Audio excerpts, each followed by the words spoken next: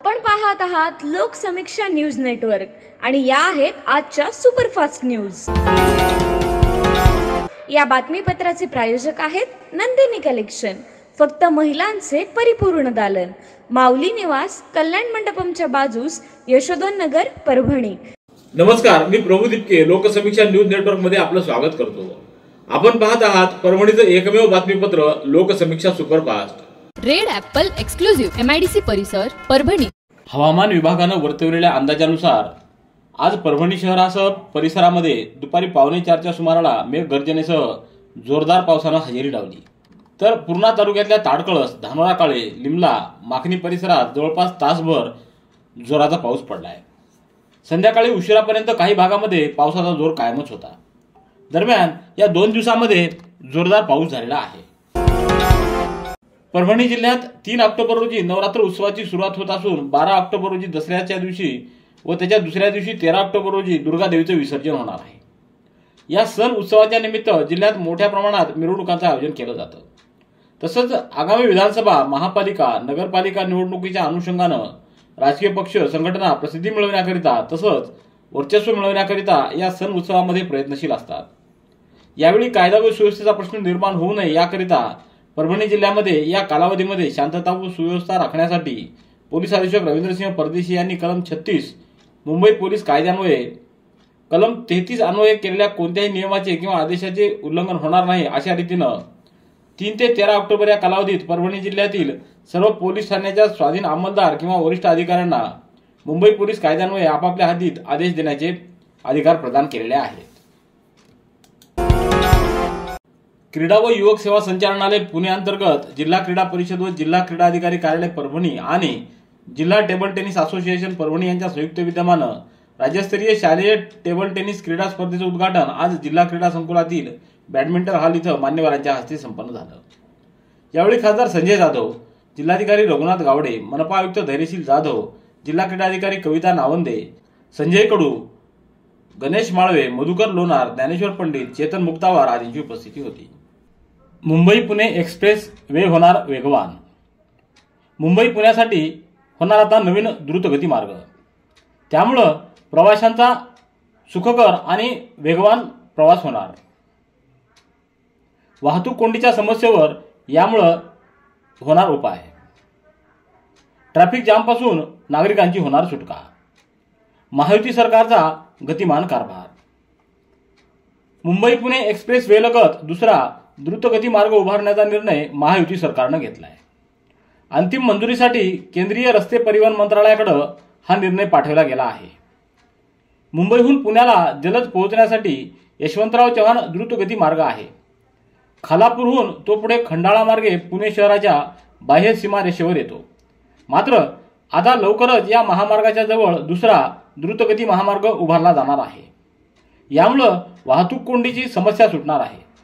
याचमुळे पुणे ते मुंबई केवळ 2 तासात प्रवास करता येणार आहे। हा नवा द्रुतगती महामार्ग मुंबई बेंगलोर असा असला तरी त्याची सुरुवात JNPA अर्थात जवाहरलाल नेहरू बंदर प्राधिकरणापासून सुरू होणार आहे। वेगवान प्रवास, वेगवान सरकार।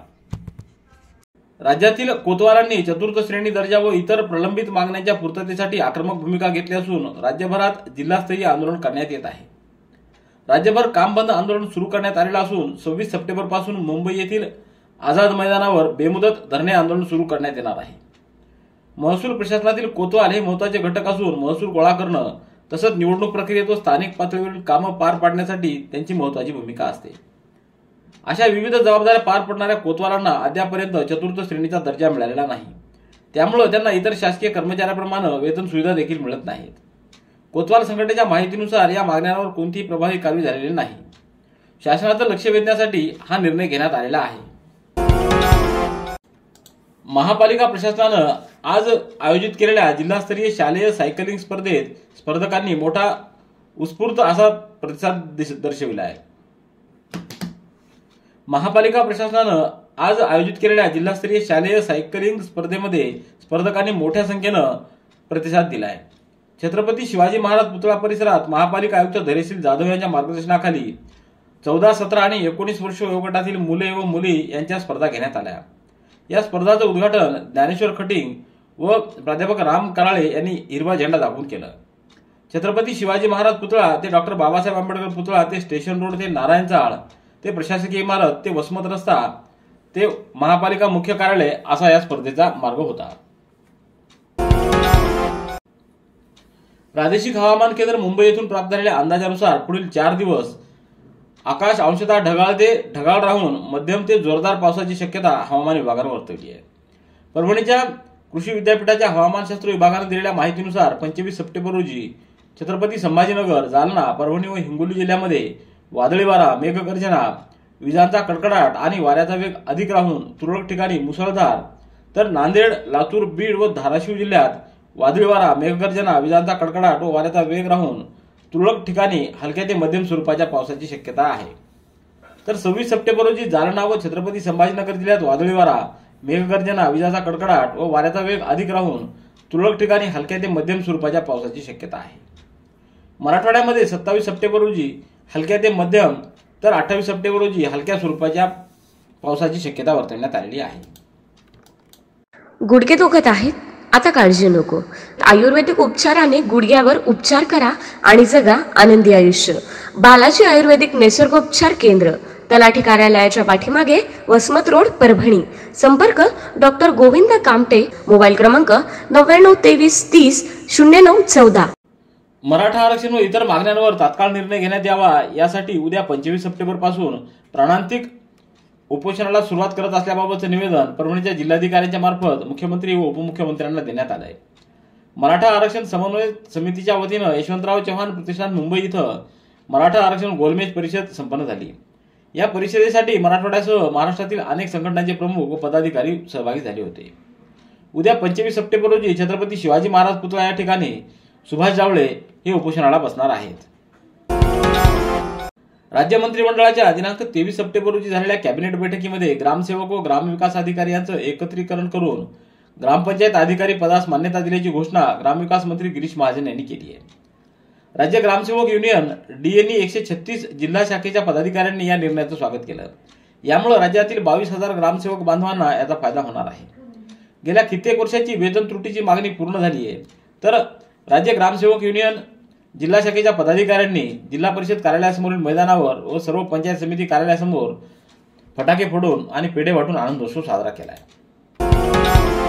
मोटार वाहन विभाग कर्मचारी संघटना महाराष्ट्र यांनी पुकारलेल्या दिनांक 24 सप्टेंबर पासूनच्या राज्यव्यापी बेमुदत संपामध्ये परभणीच्या उपप्रादेशिक परिवहन कार्यालयातील कर्मचारी सहभागी झाले. त्यामुळं या कार्यालयातील कामं खोळंबण्याची शक्यता नाकारता येत नाही. त्या अनुषंगानं प्रशासनानं कार्यालयातील अधिकाऱ्यांच्या जनतेचे कामकाज सुरळीत होण्यासाठी नियुक्त्या केल्या आहेत. शासनाद्वारे परिवहन विभागातील 38 सेवा या नागरिकांच्या सोयीसाठी व कार्यालयात प्रत्यक्ष न येता कामकाज होण्याकरिता फेसलेस स्वरूपामध्ये सदर सेवा सुरू केलेल्या आहेत. त्यामुळं आपणास आपल्या कामाकरिता या कार्यालयात प्रत्यक्ष न येता विभागाच्या संकेतस्थळावरून लायसन आणि वाहनासाठी अर्ज सादर करता येईल असं कळविण्यात आलंय. शासनाच्या सामाजिक न्याय व विशेष सहाय्य विभागांतर्गत साहित्यरत्न लोकशाहीर अण्णाभाऊ साठे विकास महामंडळ मर्यादित यांच्या वतीनं अनुसूचित जातीतील मातंग व तत्सम 12 पोट जातीतील समाजाच्या सामाजिक व आर्थिक विकास होण्यासाठी मदत व्हावी तसंच उद्योग व्यवसायासाठी प्रोत्साहन मिळावं या हेतूनं सन 2023-24 या आर्थिक वर्षाकरिता NSFDC कर्ज योजनेअंतर्गत तसंच महिला समृद्धी योजनेअंतर्गत पात्र लाभार्थ्यांची निवासी उपजिल्हाधिकारी तथा लाभार्थी निवड समितीच्या अध्यक्षा अनुराधा ढालकर यांच्या प्रमुख उपस्थितीत चिठ्ठ्यांद्वारे लॉटरी पद्धतीनं निवड प्रक्रिया करण्यात आली. प्रकल्पग्रस्तांची घरं होणार नियमित. एका महिन्यात 95 गावांचं सर्वेक्षण. यामुळं हजारो भूमिपुत्रांना मिळणार लाभ. बेकायदा घरं नियमित होणार. शुल्क आकारून भाडे करारावर घरं नियमित होणार. नवी मुंबई व पनवेल भूमिपुत्रांना यामुळे मिळाला न्याय. प्रकल्पग्रस्तांची घरं नियमित करण्याचा निर्णय महायुती सरकारनं घेतला आहे. नवी मुंबई, पनवेल, उरण परिसरातील 95 गावांमधील घरांचा गुगल इमेजद्वारे महिन्याभरात सर्वेक्षण केलं जाणार आहे. याचा फायदा 95 गावांमधील भूमिपुत्रांना होईल. या आदेशाची कार्यवाही सिडकोकडून केली जाणार आहे. गरजेपोटी ज्यांनी बेकायदा घरं बांधली ती घरं नियमित करण्यासाठी अनेक वर्षांपासून शासनाकडे मागणी केली होती. ती घरं शुल्क आकारून भाडे करारावर नियमित केली जाणार आहेत. बिगर प्रकल्पग्रस्तांना दुप्पट शुल्क यासाठी आकारले जाणार आहे। परंतु हजारो लोकांना आता घरं नियमित केल्यामुळं घरतोड कामापासून सुटकेचा श्वास मिळालेला आहे। प्रकल्पग्रस्तांची मदतीचा हात। दसरा आणि दिवाळीनिमित्त प्रवाशांची होणारी गर्दी लक्षात घेऊन दक्षिण मध्य रेल्वेनं पुणे करीमनगर पुणे विशेष गाडीच्या 8 फेऱ्या मंजूर केल्या आहेत। पुणे करीमनगर साप्ताहिक विशेष गाडीच्या 4 फेऱ्या 21 आणि 28 ऑक्टोबर व 4 आणि 11 नोव्हेंबर रोजी दर सोमवारी पुणे रेल्वे स्थानकावरून रात्री 10:45 वाजता सुटेल आणि बुधवारी पहाटे 2 वाजता ती पोहोचेल। ही गाडी ऑक्टोबर आणि नोव्हेंबर 2024 या महिन्यात मिळून 4 फेऱ्या पूर्ण करेल। तर करीमनगर पुणे साप्ताहिक विशेष रेल्वे गाडीच्या 4 फेऱ्या 23 आणि 30 ऑक्टोबर व 6 आणि 13 नोव्हेंबर रोजी दर बुधवारी करीमनगर रेल्वे स्थानकावरून सकाळी 6 वाजता सुटेल आणि आलेल्या मार्गानेच पुणे येथे गुरुवारी सकाळी 9:45 पोहोचेल। ही गाडी ऑक्टोबर आणि नोव्हेंबर महिन्यात मिळून 4 फेऱ्या करेल। या गाडीमध्ये वातानुकूलित, स्लीपर आणि जनरल असे एकूण 18 डबे असणार आहेत। सेलू तालुक्यातल्या पारडी येथील उपक्रमशीलतेनं आपली ओळख निर्माण करणाऱ्या जिल्हा परिषद शाळेनं यावर्षीच्या मुख्यमंत्री माझी शाळा सुंदर शाळा अभियानामध्ये सहभागी होऊन तालुक्यातून प्रथम क्रमांक पटकावलाय। त्याबद्दल शाळेचं सर्व स्तरातून कौतुक करण्यात येत आहे। भारतरत्न डॉक्टर बाबासाहेब आंबेडकर आदर्श शाळा अंतर्गत शाळांना प्रोत्साहित करण्यासाठी राज्य शासनानं माझी शाळा सुंदर शाळा अभियानाला सुरुवात केली। गेल्या वर्षी याच शाळेनं तालुक्यात 2रा क्रमांक मिळवला होता। यावर्षी शैक्षणिक दर्जा, सोयी सुविधा, भौतिक सुविधा, उपस्थिती, पर्यावरण स्थिरता, शिक्षकांची गुणात्मक वृद्धी व सामाजिक सहभागात सुधारणा असे सुधारित निकष ठेवण्यात आलेले होते। त्याची पूर्तता करत पारडी शाळेनं या तालुक्यात आपलं प्रथम स्थान मिळवले। जिंतूरहून येलदरीला जाणारा रस्ता मोठ्या प्रमाणात खराब झालेला असून या रस्त्यावर वारंवार अपघाताच्या घटना घडत आहेत। हा रस्ता जीवघेणा बनत चालला असून आणखी किती जणांचे बळी हा रस्ता घेणार असा सवाल गावकरी करत आहेत।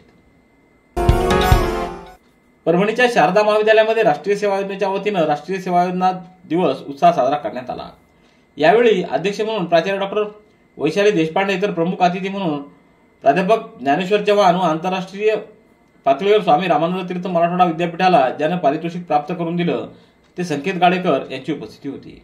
यावेळी डॉक्टर उज्ज्वला जगताप, डॉक्टर नवनाथ सिंगापुरे हेही उपस्थित होते। रेड ॲपल एक्सक्लुझिव्ह MIDC परिसर परभणी। याबरोबरचे बातमीपत्र संपलं। पुन्हा भेटूया उद्याच्या सुपरफास्ट बातमीपत्रात। पाहत रहा लोकसमीक्षा। तुम्हाला हे बातमीपत्र कसं वाटलं याबद्दल आपली प्रतिक्रिया नोंदवा। दररोजचे अपडेट्स मिळवण्यासाठी लोकसमीक्षा चॅनलला सबस्क्राईब करा। धन्यवाद।